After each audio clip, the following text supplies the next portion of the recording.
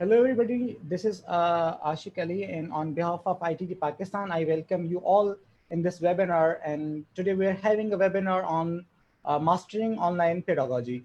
So we are having Dr. Kiran Hashmi as our guest speaker today, and I welcome you, Ms. Kiran, that you are here today with us.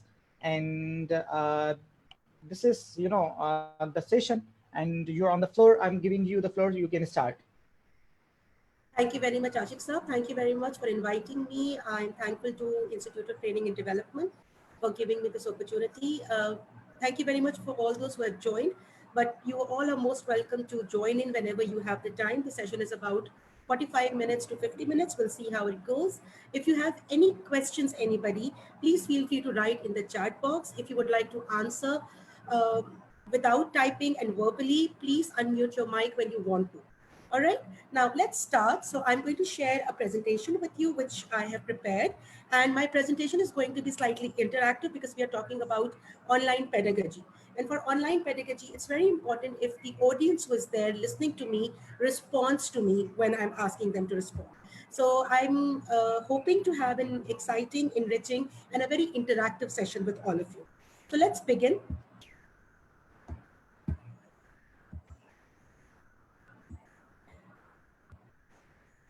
All right, is my screen visible? I just want to know this. It's visible, ma'am. It's visible. Okay, thank you very much. So I am just starting off with my session. As you all know, it was announced earlier as well that it is about mastering online pedagogy. Now, when we talk about mastering online pedagogy, before moving on to mastering, we need to first of all understand what online pedagogy is all about. So the session, the way I have designed is in a way where I will actually be walking you through with all the major necessities that we need to know as educators when we come to online teaching. So to begin with, there's something that I found very interesting today while I was reading. So thought of reading that mastering online pedagogy or online pedagogy is learning in extraordinary times.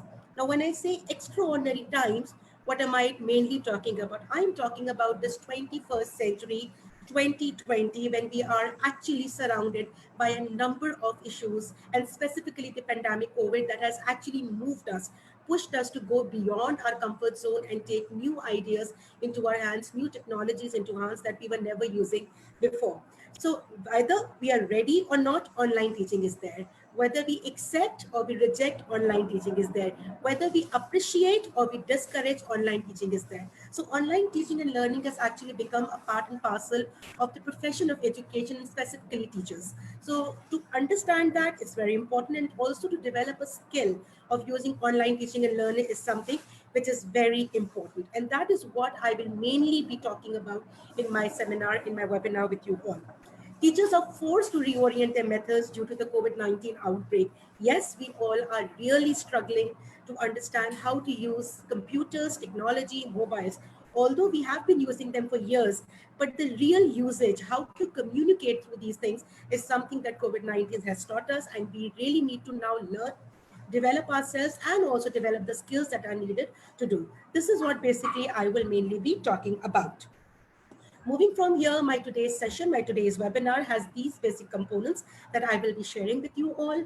The very first is introduction to online teaching and learning, then new paradigms for teaching and learning, challenges of online teaching and learning, benefits, principles, and then I will come down to how to teach online, ideas and strategies, where I will actually be sharing a number of ideas with you that you people can pick up, can use, and then can further go about. Now, the ideas and strategies that I have brought for you all is keeping in view that the new teachers who are struggling to learn online teaching, and also for those teachers who already have the skill but they now want to brush up the existing skills. And the last I'm going to talk about are the technology integration models that we all teachers or teacher educators need to know while we are preparing lessons for online teaching and learning.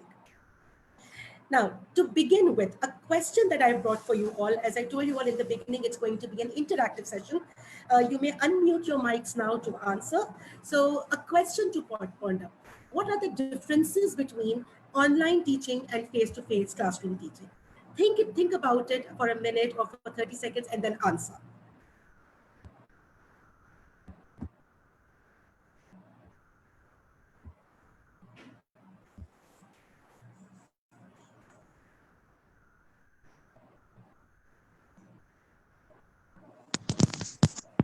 Can I answer? Please go ahead. Okay, because I'm a teacher and I'm a student as well. So what I have noticed is when we don't have face-to-face teachings, my motivation level goes down. I cannot focus much because I'm on my own. I'm at home with all the, the housewife things coming on my mind, and it's very difficult really to keep on task. True. True, I Thanks. agree. I agree. Most of the teachers, because that's also a comfort zone we have been into. So it's actually very easy for us to be face to face, right? With our teachers, we can raise our questions anytime. We can have discussions with the teachers, with our peers. Socialization is very important. Discussion is very important. Communication is very important. And yes, above everything, doing things with our own hands is something very important. And somehow or the other, as teachers, we miss that. And also as students, we miss that too. So yes, I absolutely agree. And this is something I appreciate. Anybody else would like to Yes, share that what are the differences? yes. Can I speak, ma'am? Yeah, please, please, Okay, I please. like. So the online teaching means where the student will be a passive student, the talk time as well as the control class. For example, the teacher keeps on talking about the subject. When we talk about the classroom, where the interactions between the student and the teacher, that was more useful Mhm. for the student. Yeah. So I think that being a Okay. student, I have been taking classes online. That was just we know about the subject materials as well as we don't get understand because of the lack of interactions with the teachers. Yes. Agreed. So, agreed. This is also something very similar to the earlier respondent answered. It's very similar. Yes, when we are in a face to face classroom, the environment is very different. The environment is such where a lot of interaction takes place. The environment is such where we are actually into a mode of fluent communication, not only with the teacher but with the participants as well. Throughout, we are into a learning environment that engages us. But once we move from there, from a face to face, or in other words, I would remove the word four wall classrooms to a virtual classroom, things are different. They are very different. And still, teachers are really struggling to understand how to develop this connection with the students where the students feel exactly like the way they were in the four walls classrooms. Yes, you people are right. If there any other response, I'll take and then I'll move on to the other part. If there's any other response, please. All right. So there is somebody has raised a question. Yes, sir. You have raised your question, Babar sir. Would you like to ask? The Babar Sahib, you have raised your question, raised your hand. So would you like to ask your question?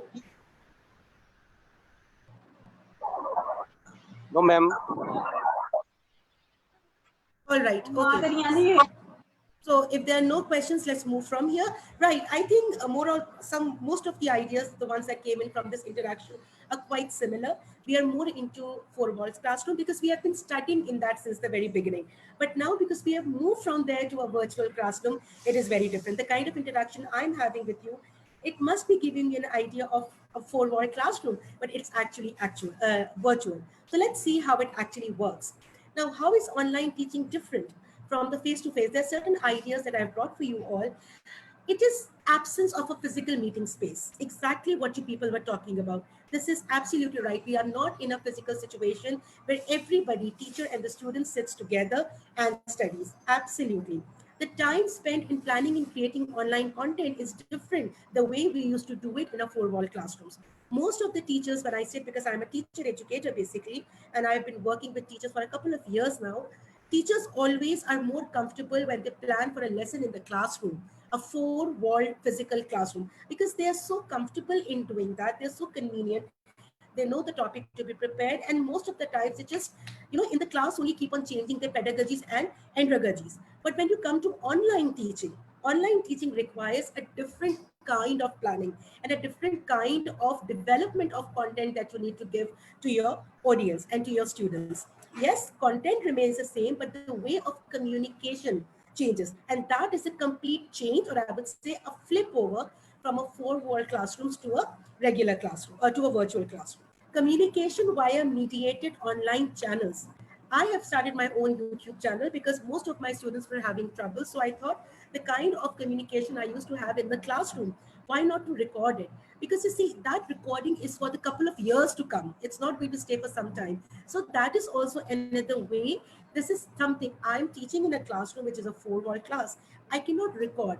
Earlier, I never used to, but now I will start thinking of recording because I can use that recording for future classes as well. So online teaching actually requires communication in a different manner. Now, one more difference that is very, very common there is feedback to students. We do not give feedback the way we used to give it in the classroom. Very, very common. Though now the world, the psychologists, specifically educationists, are coming up with the idea that whenever you are assigning any responsibility, any learning task to the students in a virtual classroom, feedback is to be given then and there so that the students get an idea of a real classroom, right? Emphasis on visual design of content. When we design, specifically when we are presenting online, we focus more on the visual art. It has to look appealing. So that also consumes a lot of our time as teachers while we are teaching online, because something, unless something is the content that we are trying to teach, is not eye catchy, it's not appealing, students will not get the interest of working for it, right? Then we have to develop a flexible schedule. Now, this is something very important. Most of the teachers are complaining these days that they're working 24 hours. We need to be cognizant of the fact that the environment where we are into, it requires flexibility. If I talk about Karachi specifically, because I am talking from Karachi, the problem here is of acute electricity load shedding. Now, if we have load shedding and if I have designed a class and my class is scheduled, then I am not available, what will my students do? Similarly, if my students are not available because of electricity load shedding, it's not their fault either. So what to do then? So we need to come up with a mutual consensus, which is more flexible, and that makes it different from a regular face-to-face classroom. Time online instead of a classroom is somewhat which is related through the same flexible schedule. Class participation replaces attendance. Now, in regular classrooms, we are very, very, very immune to having class attendance, 75% attendance, 80% attendance. All right, there's a question, Madam, how can we develop interest? This will come later, sir. Your question will definitely be answered, right? So class participation here, when we are having virtual classrooms, what are we mainly looking at? What are we mainly encouraging the students to work on? What are we really pushing the students to go? We are pushing and encouraging the students to participate in the class tasks, in the class activities, the way we have designed. We need to come up with a variety of interactives which they need to learn and through which they will learn. So that is something which is very important. I will talk about it in my next slide so that the ideas will be further clearer to you. Office hours changed to online web conferences. Yes, we are all now sitting virtually and doing all the work that we were doing face to face. We are having meetings on short notices. Everybody sits together virtually and then conducts. So you see, a lot of changes are now occurring because we are now moving from physical experiences to a virtual experience. And for that, the only problem I foresee in most of the teachers is the resistance, the readiness. Unless we do not accept that online teaching is the need of the time, we will not be able to overcome. Once we will overcome, automatically we'll come up with a number of ideas that we can use to teach effectively on computers and through online technologies. Let me take you on quickly from here to the other parts. Introduction to online teaching and learning. Right. So a very simple, I know you most of you are familiar with it. I'm just giving you a little background so that the ideas are clear. Online teaching and learning is these days very common, but it's not something very new. Let me be very honest with you. It's a very old philosophy that is there by the name of distance learning. Now, distance learning has now changed into online learning. There were multiple mediums of distance learning that we used to have earlier. We used to have cassette recordings, we used to have web pods, we used to have audio recordings, we used to have old times, I'm talking about 19th century specifically, few of video recordings. And you see, we used to send material to students, we used to have photocopies sent to students. All of these were the part of distance learning. But in the 21st century, that distance learning took a new shape. Now, that new shape, by the way, is now known as online learning, which we also called as e-learning. Very, very common. E-learning, electronic learning. All right. Now let me quickly move from here to something. And here I would like you all to unmute your mics and again think for a minute and answer, because this is something very important that I would like you to respond to. What is not good online teaching and learning? What do you all think? What is not good online teaching and learning? Think about it for a minute, unmute your mics, give your responses, and then I will take you further.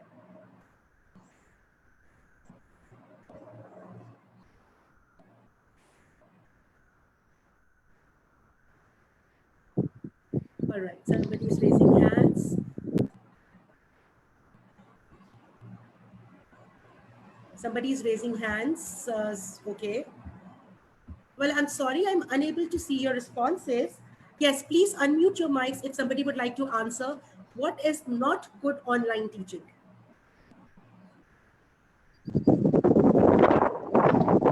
Voice नहीं आ रही. Hello? G, can you hear me? Hello, can you all hear me? Yes, ma'am. Yes, we can hear Thank you.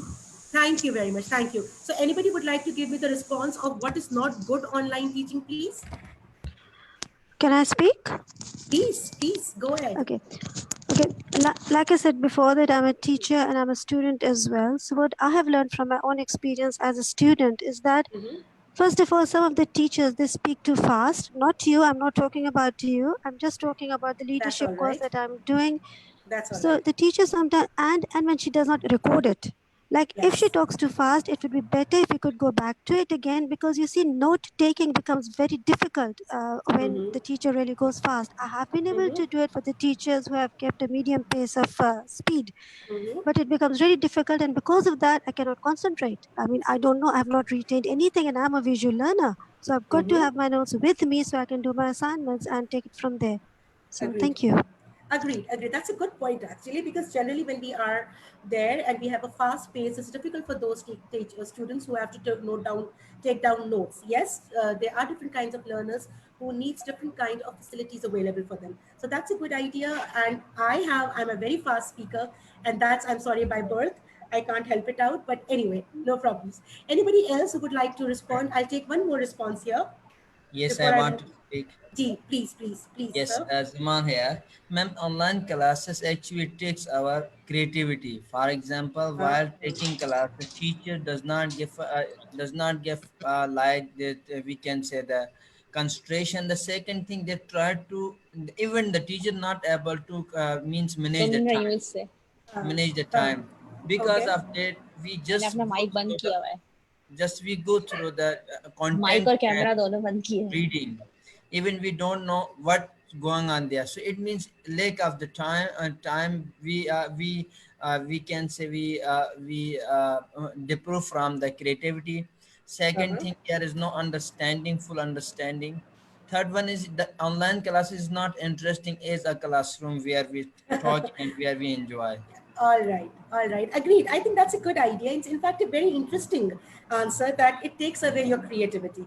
But again, creativity has different meanings, so we'll talk about it. That's a very good answer, sir. Anybody else, if they would like to, before I proceed further? Yes, ma'am. Any, I want to say something about please, online sir. teaching. Please, sir. It is not good online teaching. It is not good online teaching if the students are not taking part in their studies, and the parents are not taking their playing their role in this system. If all the students are not working properly, and the next day all the students don't uh, uh, uh, uh, did not do their homeworks. All right. So basically, your point is also that you are basically talking about what is not good online teaching, because the kind of tasks that have been assigned to students, they are not working. They're really having a lot of troubles. Parents are not supporting you in that case. And yes, teachers are really having a tough time. I think these are good, interesting ideas. Gee, these are very good, interesting ideas. Let's move from here and let's see what actually is not good online teaching and learning. Some of you have already responded. Let's see. For me, the most important part that actually takes away the interest of students from an online teaching is self-paced learning. When we feel that the students can learn on their own completely, they do not need any support, they do not need any scaffold, they do not need any facilitation from my end as a teacher in online teaching, and they can use all the virtual material that is available, is not a good online teaching and learning process. Very, very important. Self-paced learning. We feel as if it is important, but it is not. The second important area that I feel is not a good part of online teaching learning is a set of recorded audios and videos. Generally, what are the teachers doing? Generally, what are they doing? They're just recording their audios, they're recording their videos, and they have started putting up on their LMS and CMS. Now, that's all right. I'm also doing it. I'm not saying I'm not doing it, but that has to have a purpose. If the video is put up without any strong foundation, without a task attached, without anything for the students to work on, this audio or video is of no use. This is not a good way of communicating and teaching students through putting up our audios and videos with no connection to what we are trying to teach. Number one. Second, after that is anti-social approach. As you people have all said, that classroom environment, there's a lot of interaction, there's a lot of communication, socialization that goes on. We can create the very same on a virtual classroom. I'm also trying to do the same since the beginning. But if we teach in a one-way communication where I'm just speaking pak, pak, pak, pak, pak, all the time, and my viewers and my audience are listening to me, the retention rate will definitely drop down and there will be no socialization of any kind. Socializations are of different natures, one with the teacher, one with each other. It could be verbal, it could be written, it could be in signs also. But there has to be some kind of socialization that continuously goes on, devoid of an instructor. Most of the times, as it's almost like the way I said, self-paced, devoid of an instructor means I have just given a task, upload it, let the student study, and the instructor or the facilitator or the teacher is not there to support. Students will never learn anything if there is no support in terms of a human available. And when I say a human, I'm talking about the teacher. So availability of the instructor, availability of the teacher, and availability of the facilitator is extremely important if you want to have good online teaching. Next, it has become very common. Again, I would use my own example. I'm also doing this, but this is not a good practice, I'm telling you. It's not to bring others in the classroom. When we say others in the classroom, 700 people or 40 people or 30 people are attending my lesson. And I have just invited people and they're talking to themselves with no interaction with my audience. It will not work. It will not work in any way, no matter what. If you have invited your audience and if you want them to be a part of it, they have to collaborate. There has to be some form of communication with each other. Last, but the most important, which I feel is not a good online teaching and learning system, is giving students a bunch of tasks. Read this, do this, do this, do this, do this, and we are sitting idle behind, and the students are taking all the hassle on their hand. This is the biggest problem which actually takes away students' interest. It is not a good practice of online teaching and learning. Online teaching of learning requires a completely different approach, and that is what I'm going to now walk you all through. Now, question: if all of these things that I've just shared with you are not good practices of online learning, then what are good practices? Again, please unmute your mics, everybody. Think for a minute and then share your responses. What do you think is online teaching and learning? Good practices. May I speak? Please. What I have noticed is when the teacher gives us material to read beforehand, we read it, and then when we go to the learning teaching session, it's interactive. Because we have understood it, we just try to make clarifications, the teacher explains to us, and for me that really works well. So I think that really makes a good online teaching when we are Excellent. prepared for the teacher as Excellent. well. I think you have just hit the nail. That's absolutely, it's one of the best ways of teaching online. A very, very good, effective medium of teaching. Thank you, Miss. Somebody else would like to answer?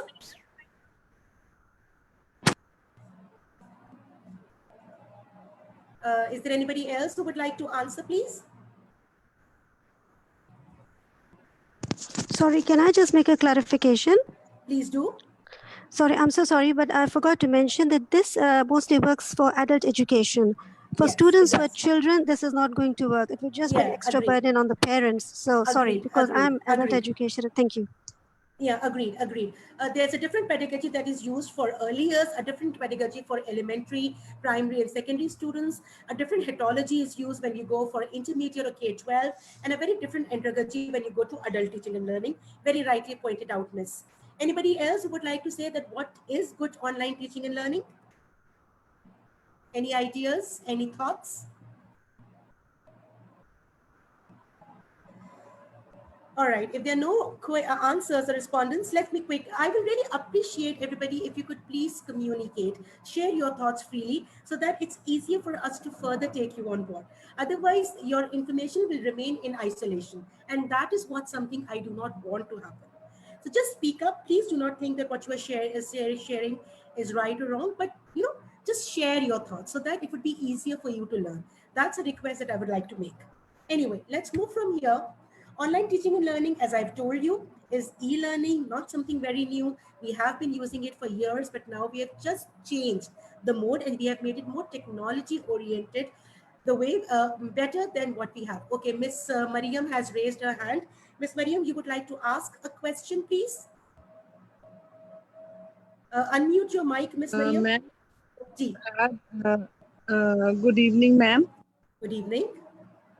I just want Yes. to add a word in that online teaching is if the teacher is lively and she asks different questions from his audience, his students, she's the Hmm. one who is keeping all the, he know how to nail it up. The way you are teaching, you are asking a different question. Otherwise, all the children will go to sleep or the student. Absolutely. Yes, you So are right. And I generally, what happens, thank you, Miss Mariam, for your point. It's very valid. In fact, very well said. Generally, what happens when we are teaching, we do a lot of preparation, everything. And when we start, what students do, they mute their mics, put off their cameras, and they simply go to other work. If they're adults, they have many other things to do. And if they're children, they open other websites, they start listening to music, they start playing games, and they do not have that interest because, as I told in the beginning, there's a specific retention rate. We can accept words to a certain capacity, and then when the capacity gets over, we stop listening, right? So this is absolutely the right thing. So online teaching and learning, as I've just told you, is something that we are doing right now. The way I'm communicating with you all in a virtual classroom is a kind of online learning.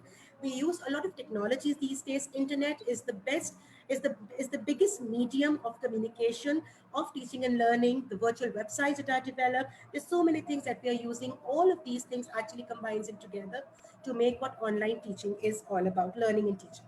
Now, how it works generally when we talk about universities now in Pakistan, specifically I'm talking about Karachi, and while I was writing this, I specifically wrote this because this is happening.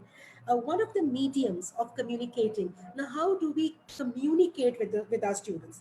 What is the best way of communication is through CMS, which is a course management system.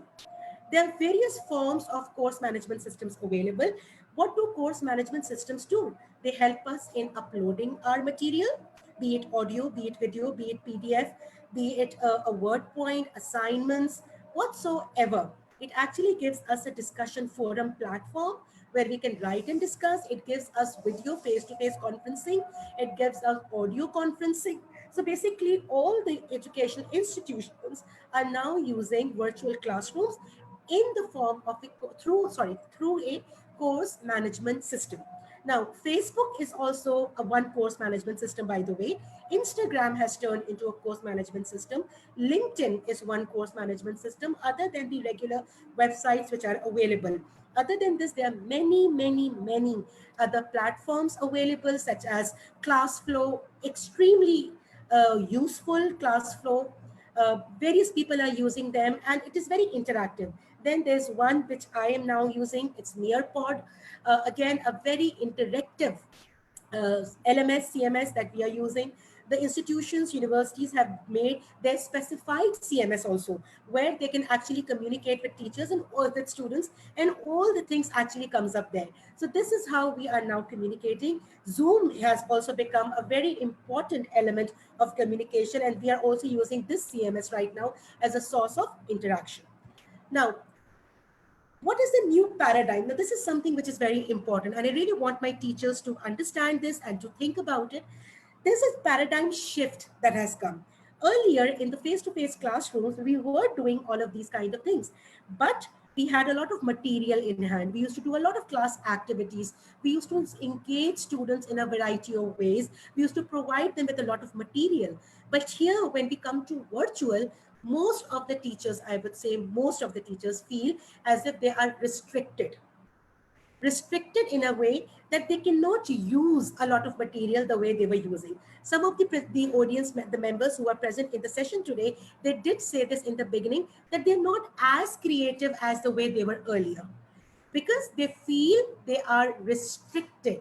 The environment does not allow them to have so many ideas which they were doing earlier in the classroom, but now in the virtual classroom. So there are three different, very different and very interesting philosophies which are helping us understand that no, virtual classroom is also equally creative. We can equally use a number and an amount of teaching learning material and resources, and be as creative as possible the way we were in face-to-face classrooms. Now, these three perspectives I would like to give you an idea about. The very first is constructivism. Now, constructivism has been taken from John Dewey's. This is something philosophical that I'm sharing, but it is important for us to understand. Now, what happens in constructivism, that we'll allow the students to create knowledge with our support. Now, when we are in a student-centered approach, like for example, most of you were saying that students sleep, they tend to get bored, they are not as creative, they find it difficult, parents are finding, why is it so? It is mainly because we are not helping them construct their knowledge. How can we help them construct their knowledge? By making them the co-creators. This is something which is very important. In a virtual classroom, it is very important for teacher educators to develop an environment where knowledge is co-created, combined creation, by the support of the teacher and the students. Once the teacher starts doing it, you will see that the students will never ever feel bored or disinterested or discouraged, and they will always be there. Now, the platforms I was talking about earlier, like for example, Nearpod, or because I'm using Nearpod, that's why I'm saying ClassFlow, these are interactives.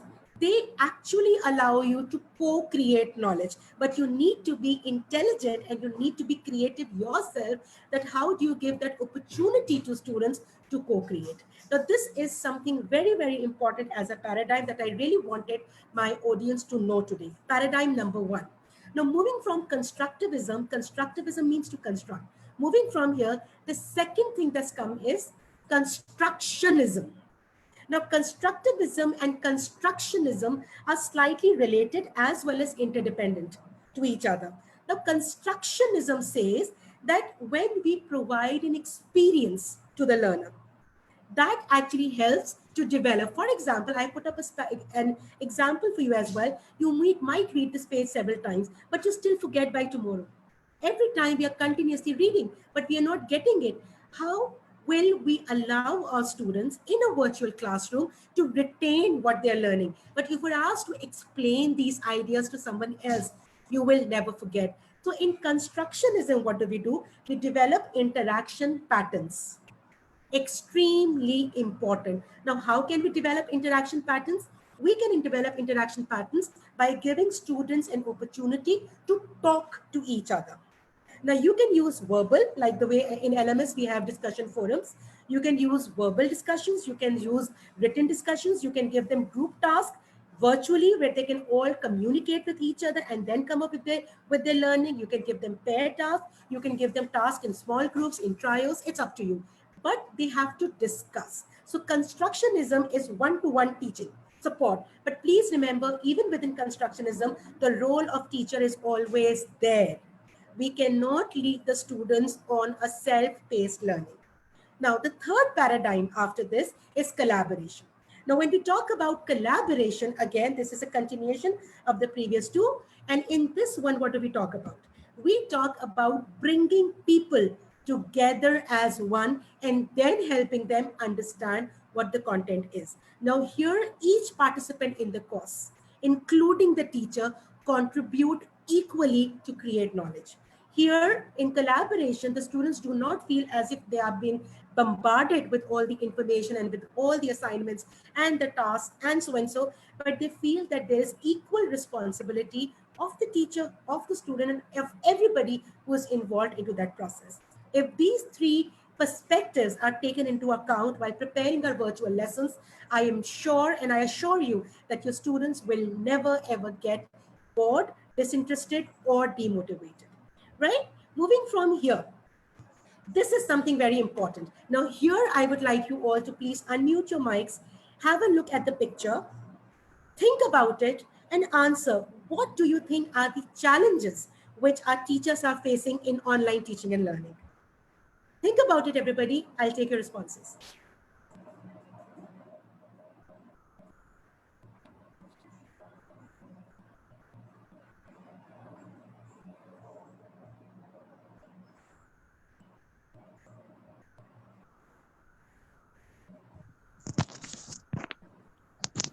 Can I talk? Please. Yeah. I'm not sure about this, but I think there are too many things on a teacher's plate. Like, I'm not very good at technology. I'm still learning, and Ashik Ali has been very kind. He helps me out whenever the picture just goes off my screen. So I think, like as a teacher, when I used to teach as a teacher, I was just focusing on my classroom and my topics and my students. But now there's so much of the technology. I mean, what if the picture goes off? If I can't hear them, if they can't hear me, so that would be a big challenge for me. So True, that's all I can think of. Thank you. true, interesting. Yes, that's actually a lot of problems. One of the problems is too much on the teacher's plate. Absolutely. And let me tell you, Miss, I'm also struggling to learn online learning. Believe me, it was so difficult for me to understand how technology works. Because yes, I have done my a little small diploma some years back when I was doing my PhD. It was a part of my studies, and I need to. And I really struggle. And even today, I struggle. And the youth, specifically the young generation, they are so smart with technology that they have become my teachers. I've got two nieces here at my place who are so young, but they know technology like anything. So whenever I'm stuck, I simply rush to them, please help me, and they are helping me out. The virtual background, which you can see behind me, this virtual background, I never knew that I can change my background, but they knew, who are just 13 and 12 years of age. And they told me that I can change. So you see, yes, there are technology hindrances. Yes, teachers are too occupied so much on it, but we still need to, because during this COVID and post COVID also, the world will take a sudden shift. Either we will go completely online or we will have a hybrid model. Even if we have a hybrid model, we need to learn technology, so that that acceptance is important. Anybody else who would like to comment on this in terms of the challenges that you can see from here?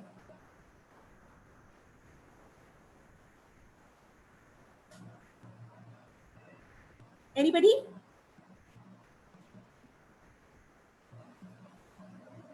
Okay, can anybody comment on the direction of the horse?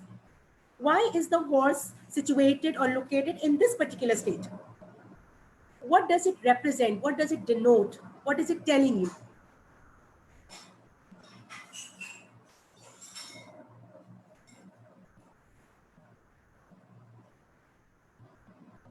All right, so there are not much responses. Fair enough, everybody. Now, this picture is a symbolic picture. I picked it up because I recently attended a webinar on integrated technology in education, and this picture was used by the presenter, and I thoroughly enjoyed this because this picture is self-explanatory. The location of the horse is actually telling us how teachers are taking online learning. And you can also see that the cart, which is full of, loaded with all the technology integration material, has actually confused the teachers what to go for, what not to go for. There are so many options available. There are so many things available to us, but we really don't know whether to opt whether not to opt, what is the right one, what is not the right one, which one to go about, which one to leave, which one is the most ideal one and which is not the ideal one. So these are all the challenges which teachers are facing, just like the was who's looking at a different direction, standing at a different direction, and not even accepting the technology that is given. This is what is happening with all of us these days during this COVID, right? So the challenges are there, but as teachers, again, I always use as teachers and teachers educators, we need to overcome the challenges and need to go further to accept and then come up with the opportunities. So from here, from the challenges, we also have a number of benefits attached. Now, because the respondents, and I'm also running short of time, so I'm not taking your responses at the moment. We'll take your responses at the end. Let me quickly run you through to what we are discussing. Now, the benefits that I have for you all those challenges that we spoke about just a minute before are actually our advantages. Flexible schedule is an advantage. We need to be skillful how to schedule our own timing. Convenience of 24/7. I can communicate with my students any time. It is a source of enhanced learning. It is, whether we believe or we do not believe, it is a source of enhanced learning. Why? Because the information is available to all of us. Everything is at our fingertips. It is at our fingertips. Just a click of a finger, the information appears. So why not to take the advantage? Why not to take it as an opportunity and then further? It actually helps us to think and to reflect. Specifically during this time, let me tell you, now this is my very personal experience that I'm sharing. All those students who used to be shy in my class have now really stood out in the classroom. You know why? Because they had different kinds of skills. Now, those skills have helped them to stand out in a virtual classroom. When I give them something creative to work on, write a blog, write a vlog, create a poster, prepare an interesting video presentation, work on Prezi, do this, do that. Now, all those students who were not good at speaking, but they had these technology skills, they came out. So this actually has given me as a teacher an opportunity to think, to see that, wow, how can I now use individual potential and work accordingly? All right. It is a lot. Yes, by the way, this is also something that I'm not going to write here. It saves money in a lot of ways. It saves because communication is now technology based. I'm not going anywhere. My petrol is not being used. My dresses are not being. So many things are there that saves us. It maximizes physical resources. It is giving us an outreach, a greater outreach to reach. The kind of class I'm taking with you all these days, I did not know any one of you. But this is so good to see that I have people from Australia, I have people from Pakistan, I have people from different places. This is the outreach which I cannot have in a normal, regular classroom. So you see, there's so many different ways of looking at the challenges and converting them into potential opportunities. Now, from here, there are certain questions. Now, these questions, I do not want you to have the answers now, but do think about them. They are very important for those who struggles with online teaching. It is very important. These questions are very important for those who are coming into online teaching. This is very important for those who have actually been into in a face-to-face classroom for years and years, and now they have to step into online. We need to think, how can I as a teacher accommodate different learning styles online? Right? The way I was doing in a face-to-face classroom, what I can do now is something I need to see. Very important. That's the first question. If I'm thinking that way, it means I'm thinking of engaging students. Number one, how might I convert learning activities from a regular classroom to a virtual classroom? How can I be creative in a virtual classroom? What people were saying in the beginning. These are the questions that we need to question our own selves. Lecturing has been one of the most common methods in the classroom, but it's not as productive as the way we had it earlier. Why not? What is the need of an online classroom environment? How do I need to teach my students in an online classroom environment? The third important question. In a virtual classrooms, why do I need to give students something which is very precise, something which is very specific, something which is very to the point. Why do I need to? Why can't I just give them big comprehensive assignments? Why will they fall off? Why will they not give me the outcomes I am looking for? We need to think of these questions before, right? So there are certain questions, everybody, that I wanted you all to think about before you start planning. Now, from here, let me take you quickly to 7 very, very important principles of good online teaching. You may take a note of this if you would like to, and then it will, while you are planning your online lessons, inshallah, in future, these principles will help you prepare better, effective, and more engaging online lessons. The very first is encourage student faculty contact. When we are in an online learning mode, the very first thing is we feel as if whatever we have communicated or posted on the LMS or whichever medium we are using, that's enough. No, it's not enough. It is not enough. We need to develop a private communication system, that is a private message system with the students, to help them, to support them, to give them the idea we are there with them, to think about what the problems they, to solve their queries. This is the first principle of good, effective online teaching. The second principle is we need to encourage students' cooperation through discussion forums. As I did tell you in the past as well, that we need to develop verbal and written discussion forums. This is a very good practice and it has given very good results as well. We have to encourage, as principle number 3, active learning. Now, again, as teachers, as instructors, as facilitators, we need to think before planning a lesson, which activities will help my learners learn actively? How can I engage them actively? What can I do to take the maximum output from what I'm thinking? These are very important principles that we need to keep into mind.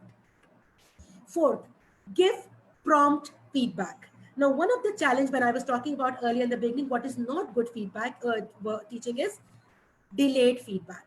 If you are giving them spontaneous, continuous, quick feedback, that's a very important element. So while you're preparing lessons, you need to think beforehand that how will you give them simultaneous, quick, spontaneous, and prompt feedback. Very important.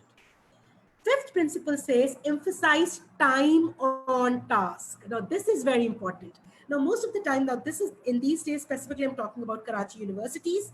Across here, we are having online examination. Now, students are really worried that how will they sit for an online examination? What if the electricity goes off? Internet doesn't work. So what we need to do, what we need to think of, we are giving them assignments and we are giving them specific time checks. Now here what we say, if you're taking a virtual online class, we need to be cognizant of all of these factors and select a time that is more conducive and convenient.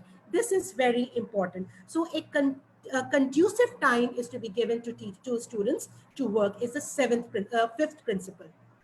Communication with high expectations. Now, this means that the targets or the learning outcomes that we have set in our classrooms for our learning, for our course outlines that we are teaching, where do we need to take them and how do we need to take them? So this is something very important. And you see, and this one specifically, the kind of assignments that we create actually make a lot of difference with the tasks and the assignments. And the last and the most important element or the principle of effective and good online teaching is respect diverse talents and their ways of learning. The way one of the audiences just said that she is a visual learner, I am a kinesthetic learner, somebody is an audio learner. Somebody needs nature, somebody needs this, somebody needs technology. So while preparing lessons, there has to be a blend, which is very, very important to have, right?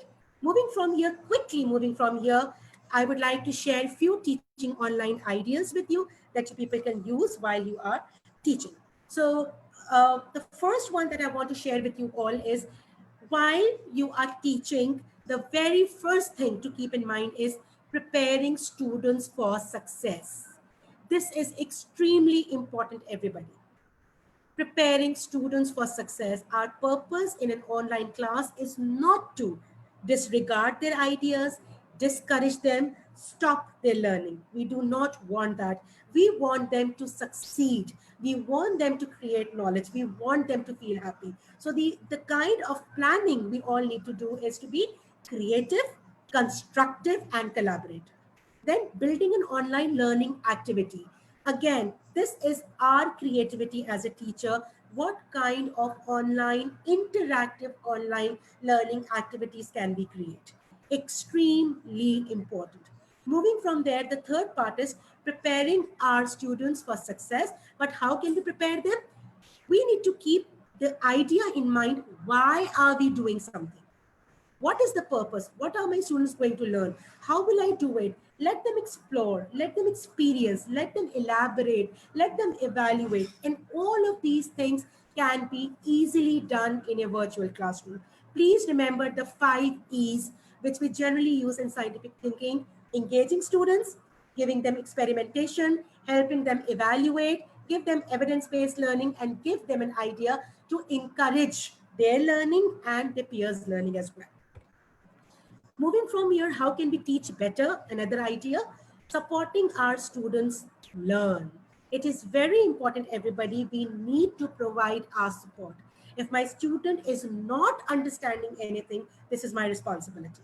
Either I do it while I'm in the in the virtual classroom, or I do it asynchronous. When I'm out of my virtual classroom, I need to develop that. That is very, very important. Their motivation needs to be impacted all the time. Then we need, as teachers, we need to know different approaches and techniques to engage students in interactive sessions and interaction online. Very, very important. Certain ideas, simple ideas, practical ideas, but something that we can use in the classroom which will guide us. So a lot of planning part actually comes on our shoulders, and we need to be ready to do that, everybody. That's very, very important. Now, third and the most important part, how to teach effective online teaching: assessment feedback. If we are giving them any assignments are to be user-friendly, student-friendly, engaging, based on constructivism, constructionism, and collaboration with the support of the teacher is very important. And when we are doing that, feedback is to be provided, no matter how, but it is to be provided, and it is to be provided on the spot. Then reflection and evaluation. Reflection and evaluation are the two important components that we need to know as a teacher, because it actually helps students reflect on the goods of their assessments and also of the bads of their assessments. They help them understand the differences, that if they have done something right here, what could have wrong here, what could they have done better the next time. Extremely important. And then next, which I suggest you all to go for in effective online teaching, is peer feedback and your weekly reflection. When we talk about peer feedback, we are actually talking about one-to-one between students. There's Okay, absolutely ma'am, we are I'm just having finishing. this. Yeah, Okay, yeah. fine. This is the last part. I'm just finishing off. All right, I'm just finishing off here. So this is the last part that I wanted to share with everybody. That feedback is very important. So with this, I come to an end of my presentation that I wanted to share. So if you people have any questions, please feel free to ask me. Um, Sorry, I did not see that we have 10 minutes left. I'm so sorry. So any questions, anybody?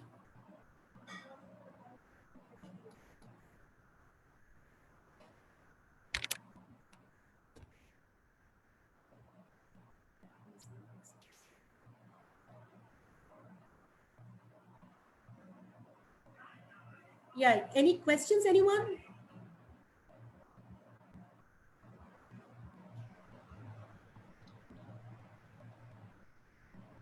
Uh, Okay, there is a Mariam Imran. She has a question. yes, Mariam Imran. Yes, Mariam, please ask your question. Ma'am, can I have any other class with you? The way you are teaching is something out of the world.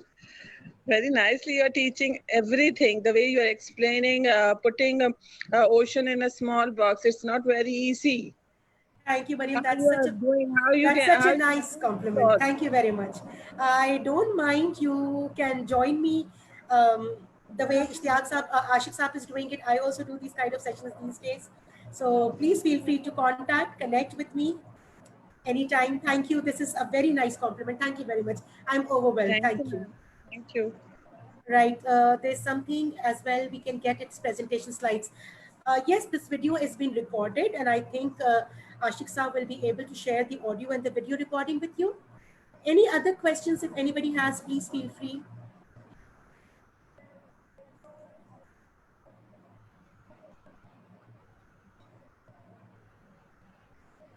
Okay, ma'am. So I want to clear the audience that we are having, the video on our Facebook page. It is namely facebook.com/ITD Pakistan. So you can go to the page and you have to like the page if you want these kind of sessions in future as well. So I would like to thank you, Dr. Kiran Hashmi, for joining us, for giving her time, precious time to us. Thank you very much, ma'am. You're welcome. I thoroughly enjoyed. I hope my session was fruitful. And I also think that most of you must have got the ideas. It was just the beginning, everybody. The only thing in the last, I would say, please don't get worried of virtual learning. We all are learning together. So if you have problems, there are many people around who can help you. Just come out of your fear zone and accept it. So thank you very much, everybody. Allah Hafiz. It was nice meeting you all. Thank you all.